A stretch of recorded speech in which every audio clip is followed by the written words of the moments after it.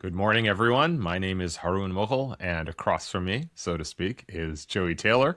We're the co hosts of Avenue M. We're here for our 15th episode and second live episode. Just a couple weeks back, we had a beautiful conversation about Ramadan and Lent and what fasting and restraint and sacrifice mean in our faith traditions. We liked it so much that we wanted to do it again. But the topic today is a harder one, a more difficult one, and a more urgent one. We're here to talk about Iran and the events of the last few days, what they mean, how we might respond, how we might make sense of them, and where we go from here. So I'm going to kick it over to Joey to start what I hope is a really honest, searching conversation that gives background as well as direction. So, Joey, how you Yeah, doing? yeah, I'm doing great, and I'm excited to have this conversation with you. It's interesting when anything happens geopolitically in the world. The first person I want to talk to is you to get your input on what's going on and your analysis on how you think things will develop from here. So maybe we could start. Not much. I don't think a bio is really necessary, but just a couple of words about um, your own experience in international politics and the Islamic world. Um, what brings you to this conversation in terms of your own experience? So I came back from Saudi Arabia. I was there for a conference and I performed the Umrah, which is the minor pilgrimage, kind of like a shorter version of the Hajj pilgrimage. I returned on Friday night, and the next morning, by the time I'd woken up, the war had started, or I should say, the ongoing war had escalated dramatically. And I think, like a lot of other people, I responded with a combination of deep dismay, shock, even outrage at what was happening, as well as a more intimate sense of concern because Iran is a subject that I've been focused on for a very long time. Academically, for sure, but also in terms of policy spaces. So, way back when I lived in the Northeast and I was in policy spaces in New York City and Washington, D.C., the Iran deal was something that I worked on. That, if for those who remember, maybe don't remember, the Obama administration negotiated a pretty tight set of controls on Iran's nuclear program in exchange for some sanctions relief and bringing Iran back into the global economy. That deal was subsequently torn up by Trump, part of the conversation that seems to be going missing in a lot of spaces these days. And of course, broadcast to the Iranians that any agreement they reached with us was not to be relied on, and not only the Iranians, unfortunately. So I felt both the natural sense of what in the hell is going on and why did we do this, and why is no one asking harder questions. So I hope we ask hard questions here, but also I know how badly this can go in a way that maybe others who aren't familiar with the topic might not realize. And the pivot point that I'll take is that the first day, Saturday, I think I just felt really down. And everyone Hmm. I talked to, very much like you were saying, people were just really overwhelmed by what was happening. Yeah. And then it occurred to me, like, I know these things in a certain way. This is an area of the world that I focused on for a long time. I have a responsibility now. And so actually I reached out to the high school students I teach and said, hey, who would be down to have a conversation, just background? What's happening in Iran? What's the nature of that regime? What might we want to do about this? How do we think about this? What are our moral obligations, civic obligations? All these really important questions. And maybe not to my surprise, but it was deeply meaningful all the same that they all pretty much said they wanted to do it, and even parents Yeah. jumped in and said they'd like to join. Yeah. And when I walked away from that conversation this weekend, I felt a sense of I won't say hope, but a sense of direction and purpose that I'm not the only one who's feeling this way. Actually, I think a strong majority of Americans oppose this war. Whether you're Republican or Democrat doesn't make any sense. And the question really is how do we move forward from here, uh, fully acknowledging how bad this is, but without allowing that to take us to a place where we shut down and refuse to not refuse to, or maybe find ourselves unable to move forward. So I think most people will come into this conversation with some preconceived notion about what happened, about some allegiances or convictions around what should or shouldn't have happened. But could you just sort of let's set the baseline for a second? Like, give us a brief. I know it's always a danger to oversimplify things, but give us a brief kind of description about maybe the conversation you had with these high schoolers and their parents. What did happen? what is the context for the regime? Give us a little bit of a scene setting. Sure. So, what I try to do in my classes, and what I think is a really helpful approach, and for those out there who are planning to vote in upcoming elections, it's to ask really good questions and to see if politicians are actually able to answer those questions. Mm, And so, the questions that I asked the students were really in two buckets. The first were, what do we know about Shia Islam? What do we know about Iran? What do we know about the contemporary Iranian regime? And so we spent a good chunk of time on that, right? The background, the history. And that's important because it is very important for people to realize this war did not start this weekend. The yeah. conflict with the United States and Iran didn't even start in 1979. It goes back many decades. In a sense, we inherited uncritically, uh, and I think foolishly, the role of the British Empire in the region. And we basically allowed ourselves to become the hegemon. We've conflated our interests with Israel's to the extent that many people, perceptive analysts, ask whether we're being led by Israel or Israel is being led by us. It's not really Yeah. clear, which is itself deeply alarming and worrying as a whole set of other concerns. And then the question is, what is the necessary response to this moment? What do we do about it? How did we get into this situation? How might this unfold? And that requires, I think, puncturing a lot of assumptions. So we hear people say, on the one hand, that Iran is an existential or imminent threat to the United States. That's laughable. We eliminated the senior leadership of that country Mm, without hesitation and without any apparent difficulty. A country whose senior leadership can be eliminated without difficulty, without friction, right, is not a country that poses a threat. That doesn't mean that the Iranian regime isn't an odious and problematic regime, mm, but it's also important to put things into perspective, right? Um, if Iran is not a threat, then why are we going to war with Iran? And mm, perversely and paradoxically, and I think this is the part that is missing from most conversations, is that by attacking a country that is not really a significant military threat to the United States, you can turn it into a different kind of threat by destabilizing the region, collapsing its government, alienating allies, emboldening other enemies. The question I always ask the students is just generally, when you choose a course of action, you are automatically excluding other courses of action. So if we put immense wealth, resources, moral, and strategic capital into this fight, we are automatically withdrawing from other commitments, right? Because we, as powerful as we are, we can't do everything all at once, right? So what are we sacrificing in the process? Why is it that we say we don't have money for X, Y, or Z, but then mm, somehow we have money for this? And if this isn't a strategic threat, if this is not something that can't be contained, and I think the Iran deal was more than capable of containing Iran's nuclear ambitions, then what are we really doing here? And mm, that's where the conversation gets really interesting. And I think that's what a lot of our fellow Americans are feeling. They might not be able to articulate it, but they understand it, right? yeah. How's the country on the other side of the world suffering from decades of sanctions, who has alienated its own people, who has lost some of its best and brightest, that is basically subjected to whatever Israel wants to do, and Israel is not a power on the order we are, then something that we as a country should dedicate, I mean, the foreseeable future in terms of our military assets and diplomatic relationships to. Yeah. I want to get to, so how do we respond, especially as faith communities? But before we go there, one of the refrains I've been seeing in the news on social media, even by our administration, is that Iranians are in the street celebrating the decapitation of the Iranian state, the removal of the Ayatollah.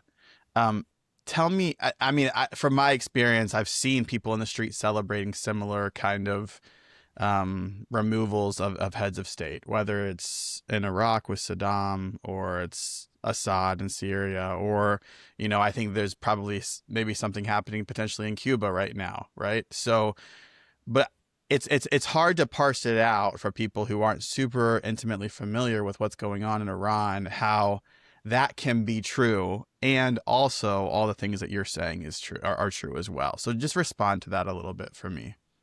So the Iranian regime is not a particularly popular regime, and with good reason. So basically, for those who don't know, the Iranian regime was formed in 1979 after the fall of the Shah. So from basically for most of the 20th century, Iran as a country, previously called Persia, from 1935 on, I believe it's Iran, was ruled by the Pahlavi dynasty, really a father and son. They were absolute monarchs, and they presided over police states. From 1953, when the CIA and MI6 basically jointly sponsored, launched, and supported a coup against a popular elected government over the question of nationalizing oil. Iran was under the rule of an increasingly autocratic, corrupt, westernizing Shah. And so in the minds of many Iranians, the United States and by association Israel were connected to the suppression of their country.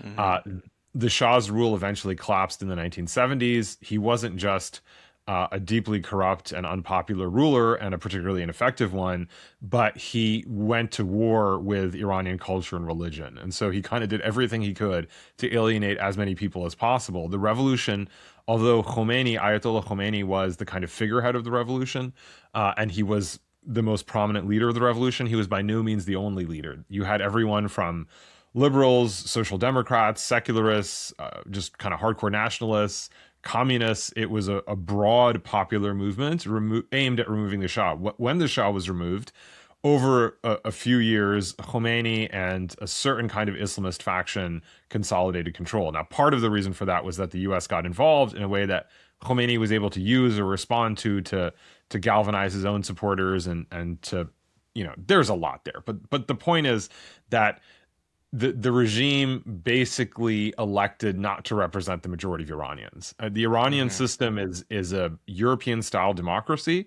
on top of which there are a number of innovative, and I don't necessarily mean that in a good way, clerical bodies and checks and balances that prevent democracy from straying too far from boundaries that are set in place by a number of religious authorities. There's never been anything like this in the history of the Muslim world. Even the idea of an Islamic Republic is a pretty novel concept, but unlike the Islamic Republic of Pakistan next door, again, there's top-down clerical control. So it's not the case that there are no democratic features, but it's also not the case that this is a simplistic police state in the sense that it's not simply one-man rule. Because of the nature of the system, there are multiple sources of authority and poles of authority. What does that have to do with what we saw in the streets? A Hmm. lot of Iranians do not like the regime, Yeah. but that doesn't mean that their interests will be served by our attacking the regime. And it doesn't mean that our attacking the regime is motivated by any concern for their welfare, right? There are lots of ways we could have improved the situation for Iranians, right? Tearing up a nuclear agreement that we ourselves pushed for indicates to the regime that we can't be trusted, which made it practically impossible to have any kind of diplomatic resolution. And I mean, a lot of these are just, again, like simple questions that for some reason a lot of journalists aren't asking. That Hmm. if you overthrow a government, how can you possibly guarantee that another government will take its place? If you break down lines of communication, even if the regime is massively unpopular, that doesn't mean there's a coherent opposition or a single point of agreement on what comes next. You could have 10 governments. You could have 20 governments. You could have one government that is even more oppressive. You could have no government at all. And those aren't necessarily better scenarios. What Hmm. happened in Iraq after our invasion was just horrific civil war, followed by the rise of ISIS. And so tens of thousands of Iraqis had to die. And so if someone says Saddam Hussein was an odious leader, he should have been removed, is there no way to improve a government without killing tens of thousands of people? And also, why is that our business, right? Hmm. Hmm. If we're actually motivated by the condition of people in the world under oppressive governments, the first place to start is with the governments that we are ourselves supporting that are oppressive, Hmm. right? If we're Hmm. really concerned about people not having the democratic franchise, there's a lot of places in the Middle East where we're backing governments that do not allow their citizens any kind of free expression, to say Hmm. nothing of what's happening in Gaza and the West Bank and Palestine.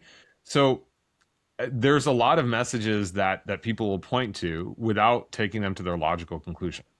Yeah. Are the people who are currently advocating for this war really interested in Iranian welfare? And if they were, is this the way that we would find a better outcome for Iran? And finally, for us as Americans, it's one thing to say that our country shouldn't be actively involved in the oppression of other people. It doesn't mean our country's role in the world is to go fix other people's problems. Yeah. I think for me personally, the rationale I'm hearing from the administration is both so convoluted and completely unbelievable. Whether sometimes it's about nuclear weapons, sometimes it's about supporting a popular uprising, sometimes it's about an existential. I mean, like we're just hearing all of these different things, and what does seem apparent in the midst of all this is there's not really a plan for what's coming next. It doesn't seem like those basic questions were asked, and so in your perspective, what do you think at its core was the motivation for this attack that seems to be it seems difficult for the administration to have a succinct or coherent rationale for why they did what they did. Operation Epic Distraction. Yeah. Yeah. Uh, Yeah. that is a very important question, and I don't mean to dismiss it with my response, but I almost think that at this point we'll never know. And Mm-hmm. I'm not sure if it makes a difference in terms of how it affects us as Americans, right? We can look Yeah. at Yeah. tariffs. The whole tariff thing made absolutely zero sense. Yeah. We had one number, then another number, then another number. We were told there were big investments being made. There's no such investments. Like none of this made any sense, right? I mean, as a simple point, there is absolutely no plan. There is probably no feeling that there even needs to be a plan, and that I think is the hardest thing to hear. Mm-hmm. But just think about this logically. Had we supported a transition, for example, let's say to electric cars, we could have moved away from wars for oil. Is it surprising that we're having a war over oil at the same time that we as a country are moving away from technologies the rest of the world are embracing? I think there's actually a moral lens here, right? So in the Muslim tradition, and I'd love to hear how it works out in the Christian tradition, we believe that God sees people through their intentions, not through their outcomes, because we can't guarantee an Mm, outcome, right? My intention might mm, really be I might dedicate 30 years of my life to Alzheimer's research and fail. But my intention might have been a noble one, and if the intention is noble, that's what God sees. A person might try to help someone, be unable to help them. They really want to do something, want to fix a problem. But we as human beings, we have no access to each other's interior lives beyond what people choose mm-hmm. to share, right? Nor should we. And so all we can really do is judge outcomes. And in this case, I think there's a lot of outcomes that need to be judged. Mm-hmm. We have realized the situation in a matter of days where we have indicated to the rest of the world that we are a profoundly unstable, unserious, and dangerous force. And that's embarrassing for us as Americans, and it's dangerous for us as Americans. Mm-hmm. Even our regional allies, the Gulf Arabs, you can see this on Saudi Arabian news, which is not exactly a free media market, right? You have Saudi analysts saying, we've just learned that when it comes to our security, the United States puts us well behind Israel. Despite all the money we've promised, all the relationships we've built, we don't really matter. Mm-hmm. And that says nothing of, I mean, how do you think people in Europe see this? Or people in Ukraine, or people in China and Taiwan and Japan? As powerful as we are, we can't keep doing this and expect that it doesn't have consequences. When the governments of countries like Greenland or Denmark, which kind of rules over Greenland in a certain way, when they see how we're acting now, how do you think they're going to process threats to Greenland in the future? Mm-hmm. These go from being very abstract to being actually horrifying. And I think that to me is to your point is the biggest thing, is that when you don't have a plan, it's not just that you end up in a mess of your own making, it's that you create messes you couldn't even anticipate. Mm-hmm. And I don't think that fundamentally uncurious people are even capable of imagining how they've changed their own landscapes and rules of engagement and things like that. Yeah. Yeah, yeah. So to circle back to this convening that you facilitated with these high schoolers and their family on Sunday, you used this word as you were coming out of that meeting, which was hope.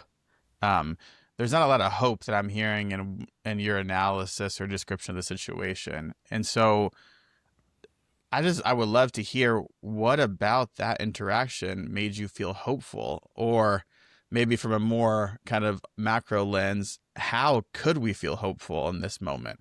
Sure. And it is strange for me to say hope, but I think when I say hope, what I mean is where I was Saturday, and where a lot of us were on Saturday, I wasn't by Sunday. And that's for three reasons, and I hope I remember them as I spell them out. Otherwise, I'll just make up a new number and change them because that appears to be how we're having serious conversations these days. So the first is the last numbers I saw were 59% of Americans oppose this war. Right. In an environment where our media has generally failed to ask hard questions, where we have a fragmented media landscape, where we don't have a lot of reliable sources of information that understand what's happening and also care about us as a country enough to give us information that gives us paths forward.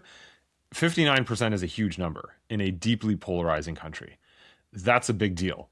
Now, the fact that policies can be enacted whereby 59% of the country oppose something and it doesn't make a difference, that speaks to a democratic deficit in the United States. And we've seen that time and again. And I think we've talked about it in the podcast too, from Israel Palestine to gun control to healthcare.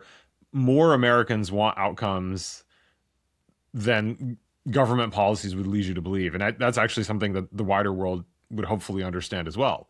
The second point is that the young people in the room did not have an attitude of we're all doomed, it's hopeless. It was more of an attitude of, okay, how do we talk about this? What does this mean for us politically? A number of these folks will be 18 within the next few months. They're going to be voting for the first time, so they're thinking about and paying attention to, for example, local Ohio politicians who suddenly lose their nerve, or actively sign up for something that their own constituents don't want and don't need. But the third thing is, one of the realities that dismayed me about this moment is that people tended to look at what was happening in our country in a piecemeal fashion. So we heard Democrats talking a lot about affordability as a way to push back against what's happening. And I'm not knocking that, but I think a lot of our problems are interrelated. And domestic and foreign policy are related. When Mamdani was running, my first reaction was a mix of enthusiasm and caution, because on certain policies, I didn't know how I felt about his policies, right? Is freezing the rent actually going to lower rent? Wouldn't just create a new problem. We need more housing. We don't need to lower prices artificially or top down. We need to just increase supply. And, again, like those are important conversations to have. But the underlying impulse got me excited that here's someone who wants to fix things. But then there's something when I talk to young people, actually, because I figured, I don't get where Mamdani's coming from. Why don't I talk to students, high school students, college students? Why do you like him? And maybe that'll clue me into something that I don't understand. And they kept pointing something out. They said, we keep hearing that there's no money, that we don't have money for healthcare. We don't have money for infrastructure. We don't have money for technological innovation, research. There's just no money. But then when the elites need money, suddenly there's all the money in the world. So either there is money or there isn't money. Right? We're not in a situation where two completely contradictory things can be true. And the point they made is, well, if we're going into deficit, wouldn't it be better to go into a deficit for things that in the long term bring benefit to the United States? And I actually use this example with some of the students that I think if you add up the cost of the Iraq War, which was fought on false pretenses, thousands of Americans died, tens of thousands of Americans, I think 20,000 Americans were injured, some of them very severely. We spent on the order of hundreds of billions of dollars for nothing. No one was held accountable. There was no meaningful attempt to say what went wrong, how did this happen, how do we prevent this from happening again? And that's hundreds of billions of dollars spent for what? Whereas if you spend hundreds of billions of dollars, let's say on improving American infrastructure or making healthcare affordable or vocational programs, I don't know, just cutting people a check, whatever it might be, that's more likely to bring about long-term good than hundreds of billions of dollars sunk into a war. And so that's where I come back to, is that they made that point. And I think that's something more and more Americans get. And I hear that too, that I've been following a lot of media responses on the right and the left, is how much is this costing? And what does this have to do with us as Americans? We're not even fixing a problem that we created where we can say we have some moral obligation. We had realized the situation where we had contained the worst impulses, not all of them, of a pretty bad regime. So what are we doing? And at the same time, if it is really about morality, then why is this the issue and not Gaza, for example, right? Why is the issue here and not censorship, authoritarianism, oppression in other Middle Eastern countries, right? Why this country? Why now? And how come this is possible when so many other things that Americans actually need are not possible. And I think that's where I don't know if I'd call that hope, but I would it, not it call that hope. Yeah, no, no, no, that's but that. in the sense that once people articulate that in a democracy on a mass scale, that Uh-huh. means you have an opening. Now we need the politicians to come forward, the ideas to come forward, the people to mobilize in such ways that bring about the conversations that carry this forward. And I'm not advocating for specific solutions. That's not really my business, right? If I were running for office, then I would have to, but I'm not. So whether you take a more right wing approach, left wing approach, that's different. But the underlying moral impulse, right? America is for Americans first, right? And that we have a responsibility to ourselves, to each other, to look after each other. And our own national security depends on people who put our country's interests first in such a way that they can articulate and explain to the public, right? They work for us, Mm-hmm. not the other way around. Mm-hmm. Yeah. So I'm not sure if I'm outing you here, but we were texting about what was going on the morning after everything started, and the way that you responded was, "I think I'm done with politics." So this was before your meeting with with the kids from your halakha and their parents. But it sounds like you've kind of come around to say, maybe I'm not completely finished with politics. Maybe there still is a glimmer of possibility of hope here. Is that true? Or, I mean, are you finished with politics, or do you think there's still an avenue here for improvement, for well-being, for some moral voice to kind of emerge? So yeah, I think a lot of that obviously came out of the shock of what I was reading and seeing. But I am done with a certain kind of politics. I'm done with a politics of spinelessness, right? Um, and this actually does not have to do with left or right per se. Mm-hmm. But I am looking for politicians who take our system of government seriously and take our country seriously and take the American people seriously.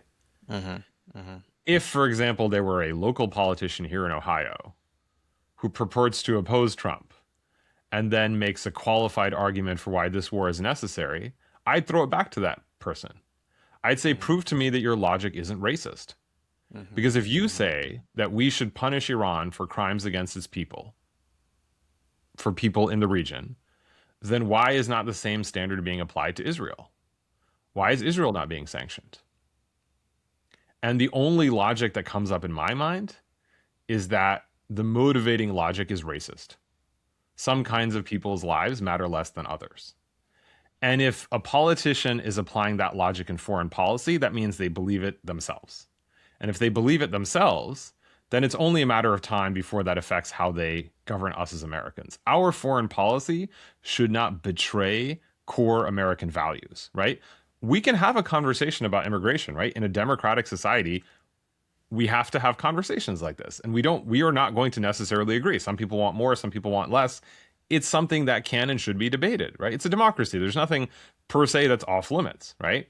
But where I get activated is not where someone says, "Hey, we should be more thoughtful about immigration, or maybe we need certain kinds of immigrants more than others. We need certain industries, whatever it might be." If the underlying logic is a logic of morality and national interest, I'm happy to have that conversation. Because the underlying logic is some people are more American than others because of race, color, or religion, then that means that you are projecting out values that you yourself believe should be applied internally. Mm-hmm. And I Mm-hmm. can't accept that. Right. And so I think where I'm done is that I'm done with the kind of, I don't know what it is, but it's a lack of moral conviction, or just openly celebrating the decay and decline of our core values. In a moment like this, the response is not to call a hearing. The response is to call out what's happening. Mm-hmm. Mm-hmm. That either we have money or we don't. Either Iran is a threat or it's not. If Iran was this big of a threat to the United States, why didn't we activate NATO? If Iran's nuclear weapons program was seen by the whole world as a threat, then we could have got the whole world on board. We could have saved American lives. We could have saved a lot of money. We could have done this in a way that would have been more reliable, right, and more effective for decades to come. And if you can't do that, then what does that say? What does that mean? And I think that's where I'm just tired. of that kind of approach. And I really think that we need, in faith communities, in ethical spaces, in policy conversations, in media, people who are able to articulate questions and keep pushing on those questions. Yeah. Yeah. And if we can't get answers, then what do we do with that? And if we can't find politicians, or among existing politicians, people who are capable of asking those questions, then we need new voices, new faces. Yeah, I hear you. I think when I'm looking at this situation in particular, and the last year or more, if I'm being totally honest, I think about our conversation with Shadi about the need for a moral voice, and I have a hard time looking at our politics, especially our geopolitics, and thinking that anything is motivating us, um, apart from multinational corporations and people with a lot of money who are driving different outcomes. I don't think morality has a lot to do with the calculus of what's going on. All of that seems to be pretense and justification for what is the real motivation, whatever it is. It's hard. It's hard for me. I think sometimes,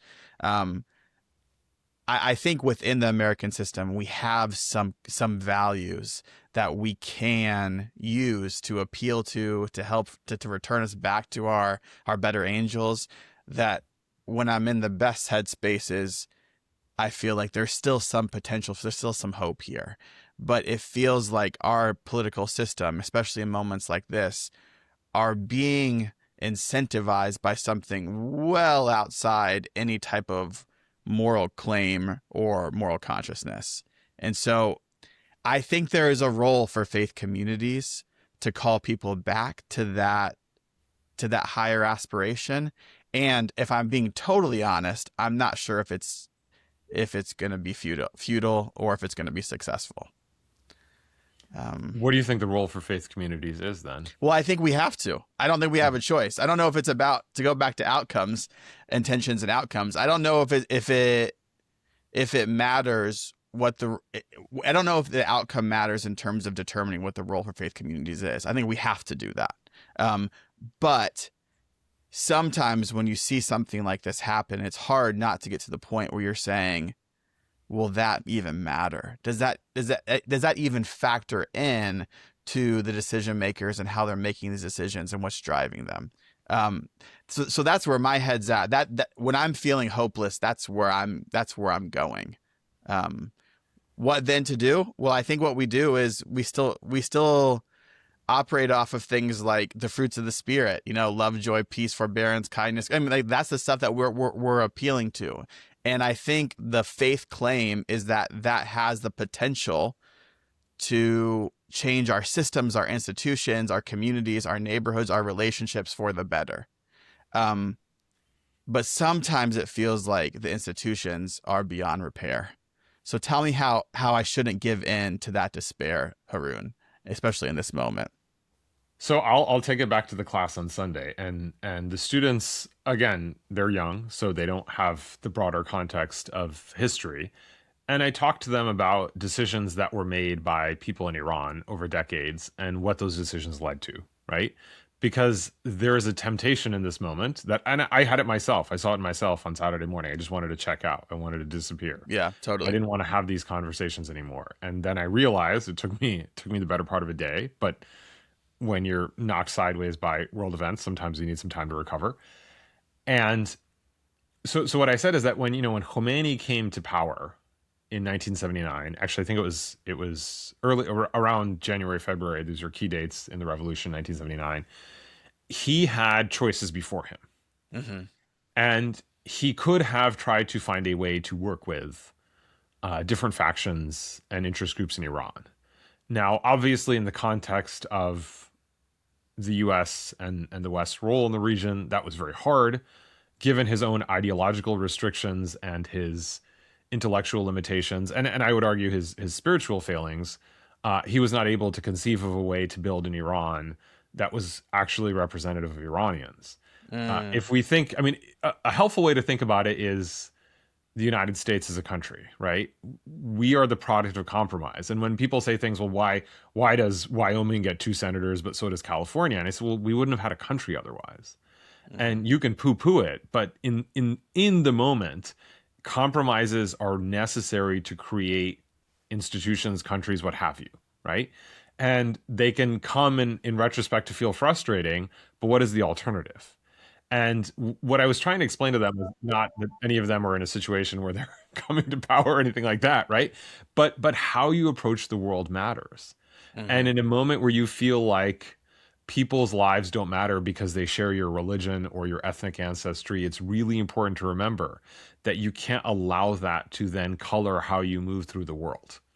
Yeah. And obviously beyond what is necessary to take care of yourself and look after yourself, right? You have to stand for principle, but acknowledge that people say things like speak truth to power. Actually, the way to constrain power is by building power, right? And building relationships and creating connections and empowering each other in ways that restrain our worst tendencies, right? Mm-hmm. Grossly economically unequal societies do not maintain democratic features because you really can't, right? So these are things we need to know. And I think religion teaches this, right? You shouldn't Sure. have everything you want, even if you can. It's bad for you. It's Mm-hmm. bad for us individually. It's bad for us collectively. And religion did play a big role in the founding of the U.S. And actually, a lot of political Islamist groups made this mistake to their detriment, right? And that's the failure of the ideology. When the Muslim Brotherhood came to power in Egypt, they could have built a government that represented a cross section of Egyptians, Christians and Muslims, more religious, less religious, left wing, right wing. They could have created a far more. It would have moved really slowly and been really cumbersome, but everybody would have had a stake, Mm-hmm. and they Yeah. didn't do that. And that doesn't justify what happened. Obviously, I'm not saying that therefore the government should be overthrown, but that's sort of an own goal. And what I was trying to leave the students with was, from here going forward, I don't want you to ever conclude that the right way to do something is by turning in on yourself. Mm. That actually, to your point, I think what we saw, the failure of the Democratic Party in recent years, is that too many leading Democrats don't actually stand for anything. Mm-hmm. They couldn't, neither Biden nor Harris seem to be able to articulate a red line. If someone can't articulate what they are willing to lose an election for, they don't actually believe in anything, right? If Harris says something like, oh, if I say this, I'll lose, I won't win the election. Okay. You have to have something, right? Like there has to be something in your moral framework that is a red line, right? If I have incontrovertible evidence that civilians are being targeted, that children are being targeted with weapons we are selling this country, that's a red line for me. I'm not going to sell those weapons.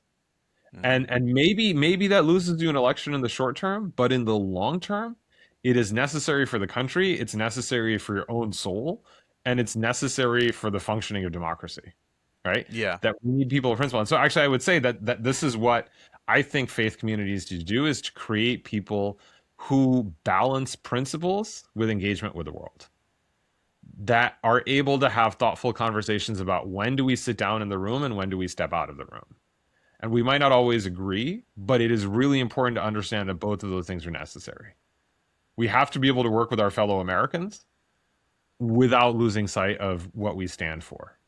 And actually, I think that's the whole point of a democracy. So we can work together without having to check our beliefs at the door.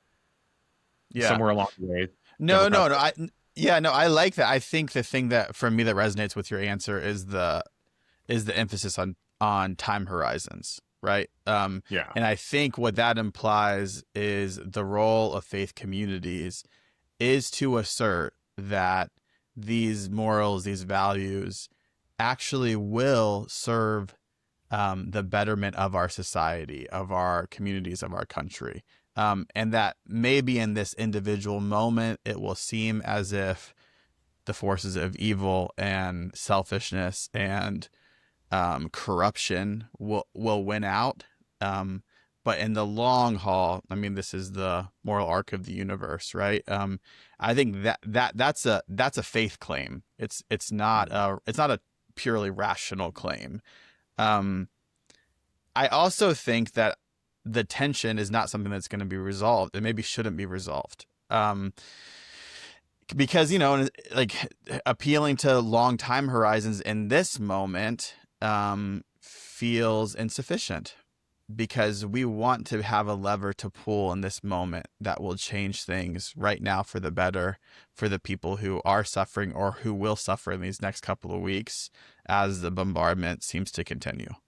And so maybe the resolution of this tension isn't something we should be looking for. Maybe a part of the life of faith is also to agree to sit in this tension, but for us to have these conversations and to not let us slip into places of despair, let one another slip into places of despair where we think any action that we take won't be worth it. Is that enough? Yeah. Probably not, but it's something. It's something.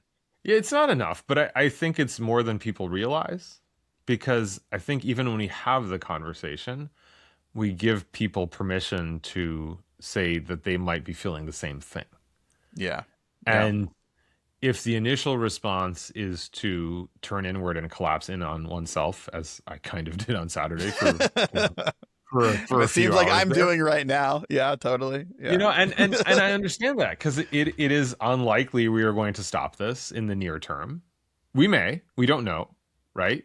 Enough pressure and things can change, but we don't know.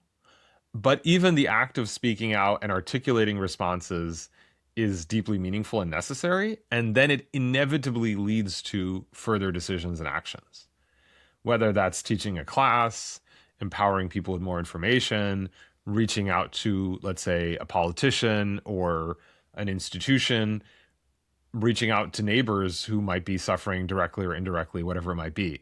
And those actions have chain effects. I don't know what the term there is, but I think that there is obviously reason to be really down, but there's also reason to believe that through that and with that, we are able to articulate what we actually stand for.